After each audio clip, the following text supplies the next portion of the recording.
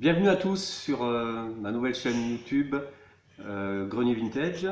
Je viens d'arriver, voilà, et je voulais vous présenter un peu mes passions à travers cette vidéo et le fait que j'achète pas mal de petites choses vintage dans les vides-greniers, dans les brocantes, chez Emmaüs aussi et dans divers autres magasins. Donc voilà, chaque semaine ou tous les 15 jours, j'essaierai de vous faire une petite vidéo sympa avec ce que j'ai acheté. Ça concerne essentiellement du loisir, hein, le cinéma, la musique, les disques vinyles, les laserdiscs, des DVD, il y aura un peu de tout. Et voilà, je voulais vous présenter un peu les petites affaires que j'avais pu faire ces derniers temps. Voilà, alors je commence de suite, là sur un lot que j'ai pu avoir de laserdiscs. Avec des choses assez sympas. Donc bon voilà, c'est vintage, hein, le laserdisc, hein, forcément. Donc j'ai acheté ce lot avec pas mal de petits trucs sympas. Donc et je vais vous les présenter au fur et à mesure. On commence par la musique, hein, puisqu'il y a eu des laserdiscs de musique avec ce Dire Straits qui est assez connu, hein, d'ailleurs, qui est un live Alchimie qui date de 90, hein, c'est ça, 90. Donc assez sympa et qui était dans le lot. Donc bon, bah, comme j'aime bien Dire Straits, hein, c'est un peu mon enfance. Donc voilà, assez sympa. Ensuite, on continue par évidemment U2, le live en Australie, qui lui est de 94, hein, Zoo Tour. Zoo TV, donc ça aussi très sympa, très complet. Voilà, donc pour les fans de YouTube. Ensuite, là j'ai un petit live de Elton John. Je suis pas particulièrement fan, à part 3 ou 4 qui sont vraiment très sympas, mais bon, pourquoi pas. Date de 86, celui-ci également. Donc voilà, toujours en Australie, décidément. Voilà. Ensuite, le chef-d'œuvre. Là, on a le petit chef-d'œuvre évidemment de Pink Floyd, Roger Waters, The Wall. Voilà, donc ça c'est vraiment un indispensable, je pense, qu'il faut avoir. Laserdisc, hein, toujours pareil. Ça me fait plaisir de les reprendre un petit peu parce que j'en avais beaucoup et je les avais soit jetés, soit vendus à l'époque et je l'ai un peu regretté. Donc il date de 1982. Donc pas le laserdisc, hein, le concert, voilà. Évidemment, vous avez compris. Un live 98 de Pascal Obispo, oui, j'aime bien. À Paris, au Zénith, donc des très beaux textes, une musique très harmonieuse, enfin ça me parle beaucoup, donc voilà, je suis content de l'avoir également. J'ai été le voir en concert l'année dernière, donc c'était vraiment très sympa et ça se rapproche en français de ce que j'aime bien. Ensuite, pour les amateurs de classique, entre guillemets, on a ça. Ça, c'est vachement bien aussi. Claude Bolling et Stéphane Grappelli, donc du piano, évidemment, du violon. Et il faut savoir que Claude Bolling, c'est aussi un compositeur de musique de film. Et vous allez voir par la suite que je suis très très amateur de musique de film. Voilà, c'est une de mes passions également. Donc ça, c'est vachement bien également.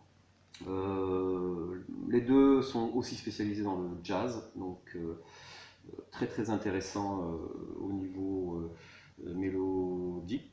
Voilà, 93. Alors ça, bon, m'en fous un peu, mais c'est pas grave. Il était dans le lot. Céline Dion, voilà, le live à Paris. Donc c'est l'album avec de Goldman, hein, 1996.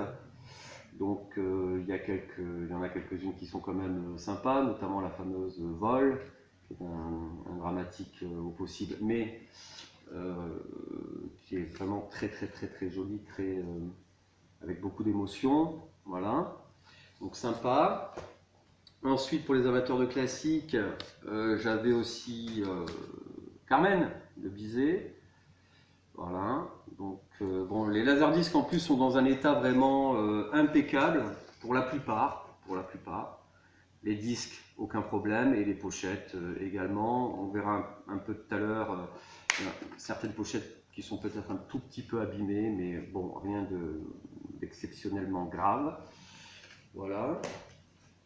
Toujours dans le classique, et pour terminer avec les musicaux, les trois ténors, hein, donc la fameuse triplette,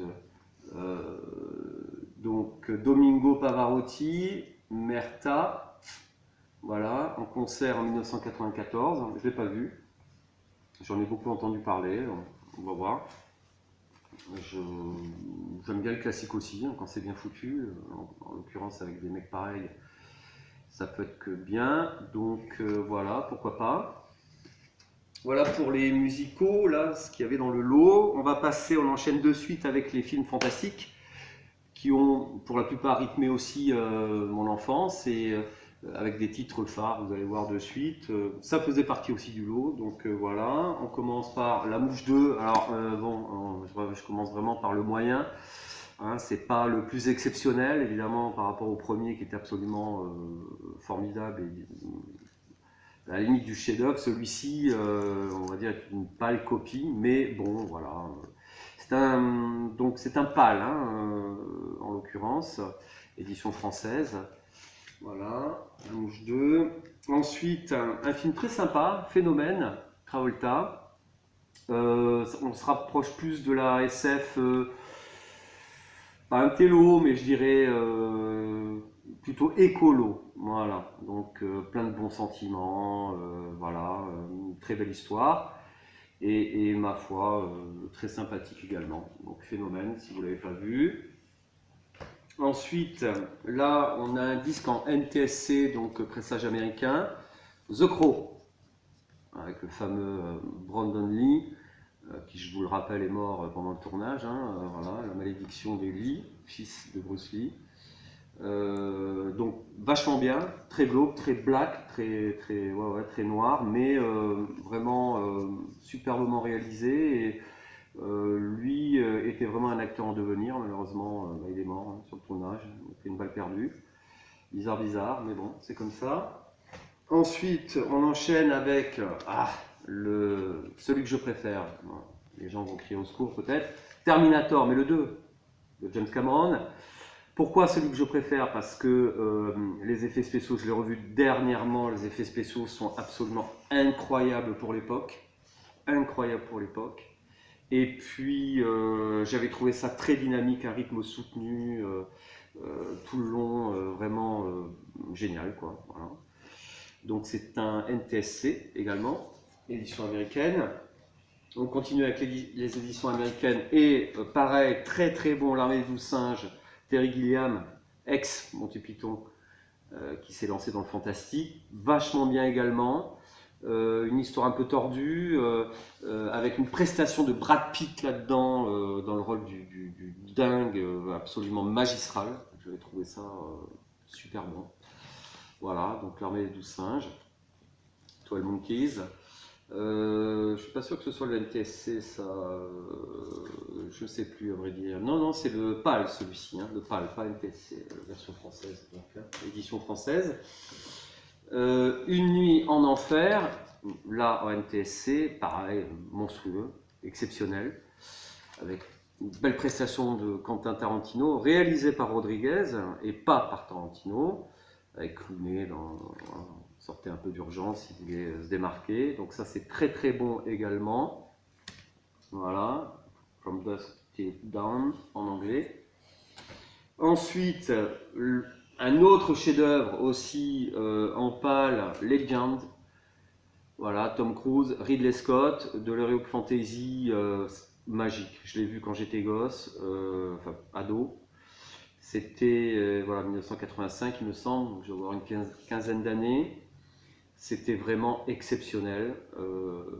Voilà, donc chef-d'œuvre absolu pour ceux qui ne l'ont pas vu, avoir d'urgence.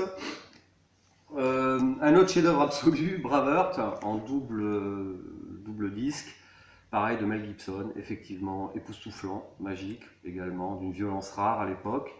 Et voilà, donc chef-d'œuvre absolu, Braveheart, avoir d'urgence pour ceux qui l'ont pas vu, très peu de gens l'ont pas vu. Donc, voilà. Donc j'en finis là pour cette première vidéo, première partie des laserdiscs. Je vais en faire une deuxième pour finir un peu ce que j'ai à vous montrer. Alors à tout à l'heure, bye.